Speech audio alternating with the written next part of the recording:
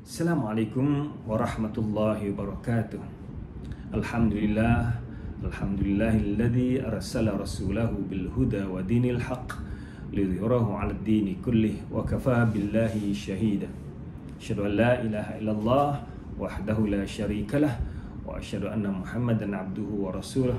Allahumma shalli wa sallim 'ala sayyidina Muhammad sayyidil anbiya'i wal mursalin wa qaidil mujahidin wa imamil muttaqin wala udwana illa 'alal zalimin. Sidang penonton yang dimuliakan oleh Allah Subhanahu wa taala, alhamdulillah syukur kepada Allah Subhanahu wa taala, Allah masih beri peluang kita untuk berada di bulan Ramadan yang mulia ini. Insya-Allah pada tazkirah kali ini saya akan bicarakan tentang peringkat kewajipan puasa yang Allah perintahkan kepada umat Islam. Untuk makluman hadirin hadirat sekalian, bahawa kewajipan berpuasa pada umat Islam ini berlaku peringkat demi peringkat. Ia tidak berlaku sekaligus. Kewajipan puasa biasanya kita akan rujuk pada surah Al-Baqarah ayat 183 hingga 187. Bagaimanakah puasanya umat Islam di awal sebelum kewajipan puasa Ramadan? Menurut sebenarnya puasa ni ada 4 peringkat yang berbeza.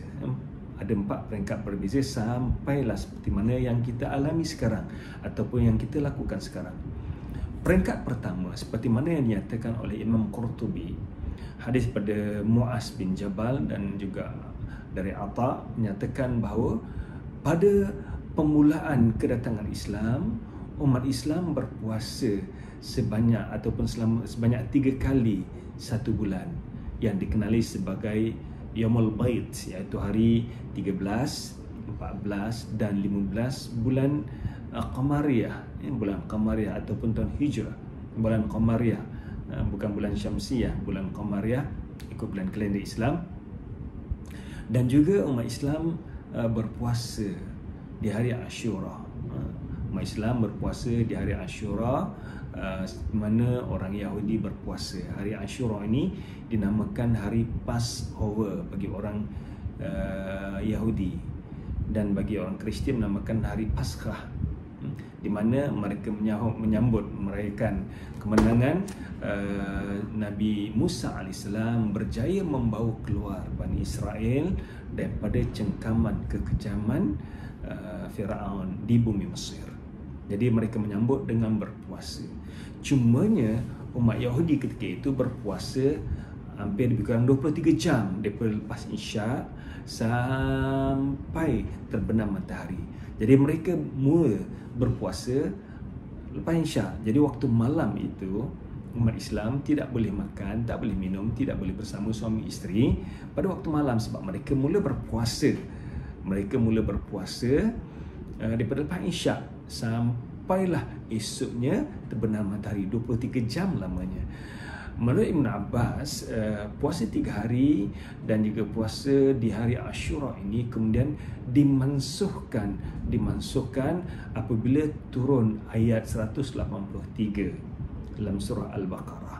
So datanglah peringkat yang kedua apabila turun ayat dalam surah Al-Baqarah, ya ayyuhalladzina amanu kutiba alaikumusiyam kama kutiba alal ladzina min qablikum la'allakum tattaqun.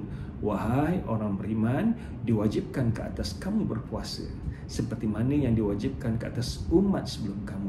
Moga-moga kamu akan mencapai darjat ketakwaan.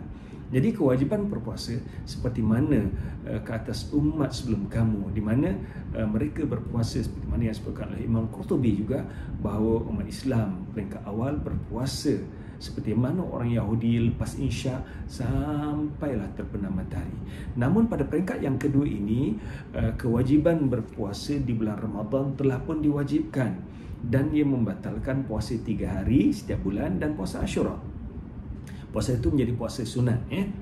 Namun demikian, cara pelaksanaan seperti mana orang Yahudi, mereka hanya boleh makan di antara waktu maghrib dan waktu Isyak. Lepas Isyak mereka dah tak boleh makan. That's number 1. Number 2, pada peringkat ini umat Islam masih lagi ada pilihan, ya. Pada ayat yang ke-185 Allah SWT menjelaskan wa 'alal ladzina yutiqunahu fidyatut ta'amu miskin. Bagi mereka yang mampu, mereka boleh ganti, ataupun mereka kalau tak nak puasa, mereka boleh memberi makan kepada orang miskin, ya. Di peringkat awal itu ramai orang miskin, dan apabila kewajipan puasa ini diberikan ataupun diturunkan oleh Allah SWT kepada umat Islam, di kala itu mereka perlu berpuasa, wajib berpuasa, tetapi masih ada pilihan. Mereka nak berpuasa boleh, ataupun mereka memberikan makanan kepada orang miskin, dan rahmatnya juga kembali pada orang miskin yang mendapat bekalan makanan daripada mereka yang tidak berpuasa. Kemudian Allah SWT pun menjelaskan faman tatawwa khairan fahuwa khairul lah. Tapi barang siapa yang ingin berpuasa juga walaupun mereka mampu, itu adalah lebih baik untuk mereka. So ini peringkat yang kedua. Peringkat yang kedua, kewajipan puasa telah pun diberikan pada, difardukan ke atas umat Islam, namun umat Islam masih ada pilihan sama ada nak berpuasa ataupun memberi makan kepada orang miskin. Namun julat waktu puasa masih lagi daripada Isyak sampai terbenam matahari hari esoknya. Kemudian masuk pada peringkat yang ketiga, seperti mana yang saya jelaskan tadi, bahawa ayat 183 hingga 187 ini dia tidak turun serentak, dia turun berperingkat-peringkat. Jadi peringkat yang ketiga ini apabila Allah SWT menjelaskan dalam surah Al-Baqarah ayat 185, faman syahida minkumus syahra falyasum, bermula pada ayat syahrul ramadhan alladhi unzila fihi al-Quran, bulan Ramadan yang diturunkan padanya Al-Quran, sampailah ayat yang berbunyi faman syahida minkumus syahra falyasum, barang siapa yang berada di bulan Ramadan hendaklah mereka berpuasa. Apabila turunnya ayat ini membatalkan kelonggaran mereka yang mampu untuk memberi makan pada orang miskin. Jadi kewajiban puasa telah pun umum pada semuanya tanpa ada pilihan. Sama ada orang mampu ataupun tidak, semuanya wajib berpuasa, orang kaya atau tidak, ya. Mereka mampu berpuasa, wajib berpuasa, ya. Sebelum ini peringkat yang kedua masih ada pilihan.